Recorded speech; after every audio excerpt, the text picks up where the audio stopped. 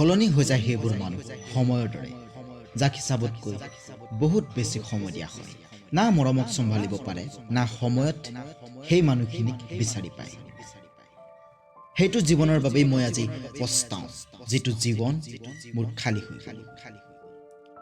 প্ৰথম প্ৰেমে মোক এটা কথাই শিকাই থৈ গ'ল, যদি দ্বিতীয়বাৰ কাৰোবাক প্ৰেম কৰোঁ তেন্তে ভাবি চিন্তি কৰোঁ। মই দূৰৰ পোহৰখনক পাবৰ বাবে যি পোহৰ মোৰ ওচৰত আছিল তাকো হেৰুৱালোঁ।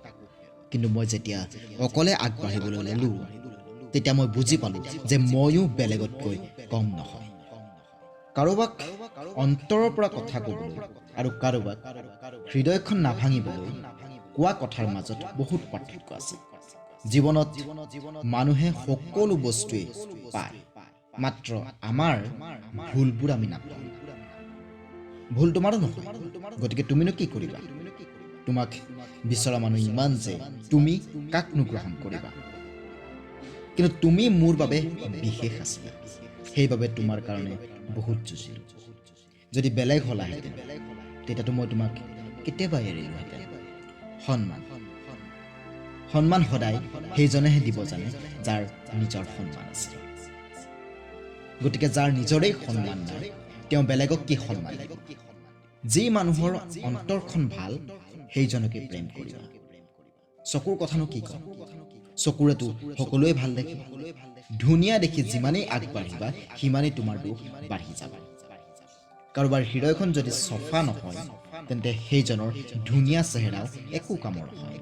মোৰ অভ্যাসে এতিয়া সলনি হৈ গ'ল যে মই এতিয়া মাত্ৰ মুহূৰ্তবোৰহে কটাই থাকোঁ। এতিয়া মোৰ হিম্মতে নাই যে কাৰোবাৰ সৈতে মোৰ দুখ বিলাবলৈ। হাজাৰজনৰ লগত ভালপোৱা বৰ্তাই ৰখাটো কোনো ডাঙৰ কথা নহয়, কিন্তু কোনোবা এজনৰ লগত ভালপোৱাৰ সম্পৰ্ক গঢ়ি তুলি তাক বচাই ৰখাটো বহুত ডাঙৰ কথা।